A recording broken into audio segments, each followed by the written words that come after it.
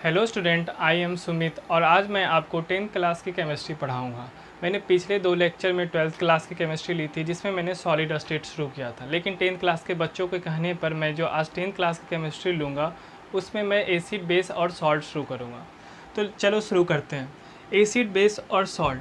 तो बच्चों एक चीज़ बताओ कि अगर आपको बोला गया कि एसिड पहचानो, बेस पहचानो और सॉल्ट पहचानो, तो चलो शुरू करते हैं एसिड से। तो आप क्या बोलते हो कि acid are sour in taste. Acid क्या होता है कि हम जब टेस्ट करते हैं तो क्या होता है, उसका टेस्ट क्या होता है, खट्टा होता है। चलो ये कुछ हद तक सही भी है, बताया भी गया हम लोग को। तो चलो नींबू में क्या होता है आपका, साइट्रिक एसिड होता है। विनेगर में क्या होता है आपका, एसिटिक एसिड होता है। तो इन एसिडों का क्या होता है, जब हम लोग टेस्ट करते हैं तो क्या होता है आपका, सावर इन टेस्ट होता है। तो क्या इस चीज़ की गारंटी है कि कोई भी जो आपका एसिड होगा, चाहे आपका स्ट्रॉन्ग एसिड होगा या मिनरल एसिड होगा, वो सावर इन टेस्ट होगा? क्या आप सबको टेस्ट कर पाओगे? मुश्किल है, क्योंकि कुछ एसिड क्या होते हैं, काफ़ी बहुत हार्मफुल होते हैं, आपकी बॉडी को नुकसान पहुंचा सकते हैं। तो एसिड को पहचानने के लिए क्या है, जो चीज़ें हमको पकड़ना है वो चीज़ें मैं आपको बताता हूँ। एसिड को पहचानने के लिए जो सबसे पहला जो चीज़ है वो हम लोग को जो दिमाग में है वो रखना है, वो है आपका H+। क्या रखना है बच्चे, H+। इसको बोलते हैं हम लोग हाइड्रोजन आयन। क्या बोलते हैं, हाइड्रोजन आयन। Hydrogen ion. देखिए एग्जाम्पल के लिए मैं कुछ एसिड का नाम लिख रहा हूँ। HCl, ठीक है। HCl हो गया आपका।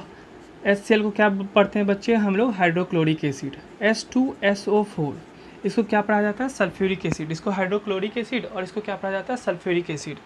और आ गया है ये HNO3, इसको बोला जाता है नाइट्रिक एसिड। HF, इसको बोला जाता है हाइड्रोफ्लोराइड एसिड। क्या बोला जाता है, हाइड्रोफ्लोराइड एसिड।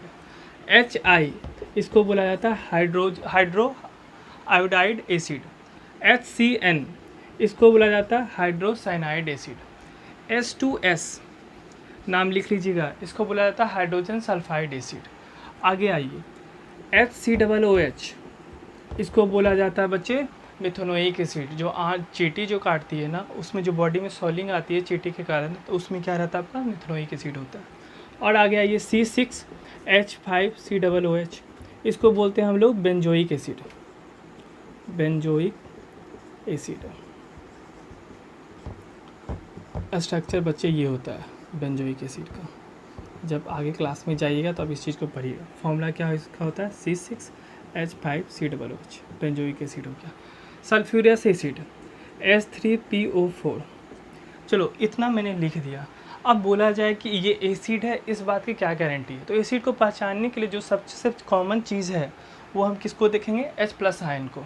तो देखिए, लेकिन बच्चे ये चीज़ याद रखिएगा, H+ तभी देगा कोई एसिड जब वो क्या होगा आपका, एक्वस फॉर्म में होगा। जब वो उसको क्या करेंगे हम लोग, डाइल्यूट करेंगे। जब वो एसिड को क्या करेंगे हम लोग, पानी में घोलेंगे या किसी सॉल्यूशन में घोलेंगे, ताकि उसका आयन क्या होगा आपका, रिलीज होगा। और कौन सा आयन चाहिए एसिड के लिए, वो चाहिए आपका H+ आयन। तो देखिए, अगर HCl को आप वाटर में डाइल्यूट करते हो तो क्या देगा आपका, H+Cl-। ये क्या देगा आपका, लिख दे रहा हूँ 2H+, ये SO4 2-, इसको बोलते हैं बच्चे हम लोग सल्फेट आयन। ये क्या देगा आपका, H+ और क्या देगा आपका NO3-। ये क्या देगा आपका H+F-, H+I-, H+Cn-। ये क्या देगा आपका 2H+S2-। उसी तरह से देखिए, ये क्या देगा आपका, ये निगेटिव पार्ट, ये क्या हो गया आपका, पॉजिटिव। इसमें भी क्या हो जाएगा आपका, ये निगेटिव, ये पॉजिटिव। इसमें भी क्या हो जाएगा, ये निगेटिव, ये क्या है आपका, पॉजिटिव। चलिए इसको और लिख देते हैं, 3H+, ये क्या हो जाएगा आपका FO4 3-। इसको बोलते हैं हम लोग फॉस्फेट आयन। उसी तरह से इसको अगर आप चाहें ब्रेक कर लीजिए, C6H5COO- और ये क्या होगा आपका H+। तो देखोगे बच्चे, जितना भी एसिड है, तो ये चीज़ मैं देख रहा हूँ या आप भी देख रहे हो, सब में क्या निकल रहा है आपका, H+, H+, H+, H+।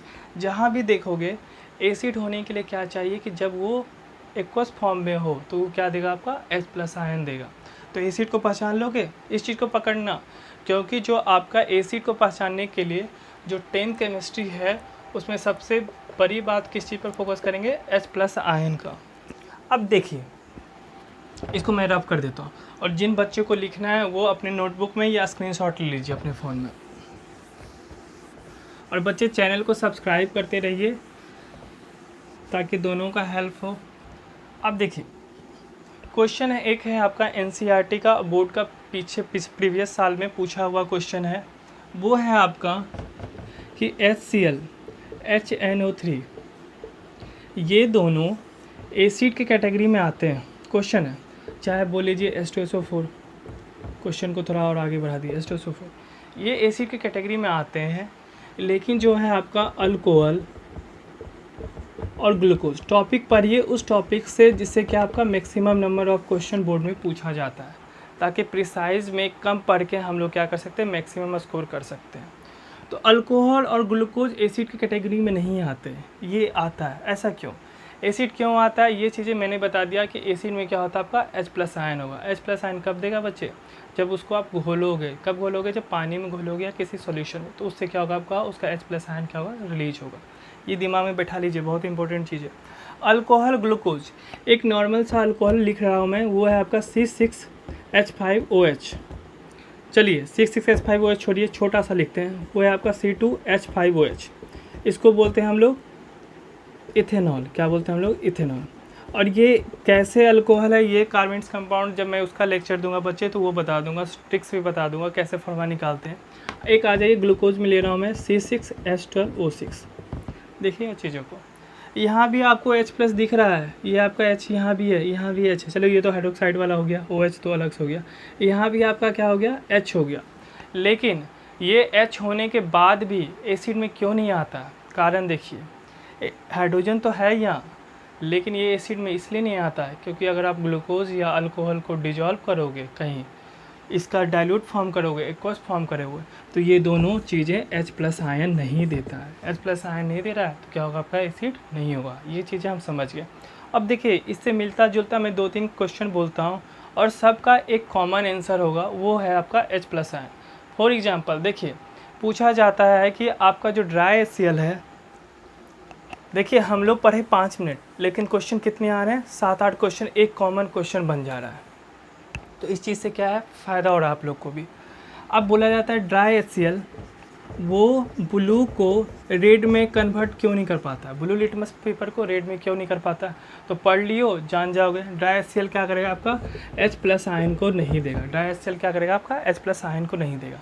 एक क्वेश्चन और है आपका कि जो रेन वाटर है वो गुड कंडक्टर ऑफ इलेक्ट्रिसिटी है। रेन वाटर क्या है आपका, गुड कंडक्टर ऑफ इलेक्ट्रिसिटी है, गुड कंडक्टर ऑफ इलेक्ट्रिसिटी है। लेकिन डिस्टिल्ड वाटर नहीं है, डिस्टिल्ड वाटर नहीं है, डिस्टिल्ड वाटर नहीं होता आपका गुड कंडक्टर ऑफ इलेक्ट्रिसिटी। कारण बताइए। देखिए रेन वाटर में क्या होता है, आपके आयंस अवेलेबल होता है। आयंस हो गया तो ये क्या करेगा, कंडक्टेंस में हेल्प करेगा, करंट को क्या करेगा, फ्लो करवाने में हेल्प करेगा। लेकिन इसमें आयंस हो गया तो ये क्या हो गया आपका, गुड कंडक्टर। अगर हम लोग डिस्टिल्ड वाटर की बात करें तो इसमें क्या होता है आपका, लेक ऑफ आयंस होता है। क्या होता है आपका, लेक ऑफ आयंस। तो आयंस नहीं हो गया तो इसमें क्या हो गया आपका, बैड कंडक्टर ऑफ इलेक्ट्रिसिटी। तो एसिड मैंने शुरू किया था बच्चे, एसिड में आपको बता दिया था कि एसिड को बचाने के लिए क्या करेंगे हम लोग, H+ आयन को बताएंगे। और देखिए थोड़ा चीज़ मैंने बताया एसिड के बारे में, अब देख लीजिए आपके एनसीईआरटी के 7-8 क्वेश्चन क्या होंगे, इससे पूछा गए होंगे, जिसका एक कॉमन आंसर होगा, वो क्या होगा आपका, H+ आयन। नेक्स्ट क्लास में मैं आपको टाइप्स ऑफ एसिड के बारे में बताऊंगा, इंडिकेटर के बारे में बताऊंगा। चलो नेक्स्ट क्लास में मिलते हैं बच्चे, तब तक आप क्या कीजिए, अपने मेरे चैनल को सब्सक्राइब कीजिए और शेयर कीजिए। चलिए बच्चे, थैंक यू।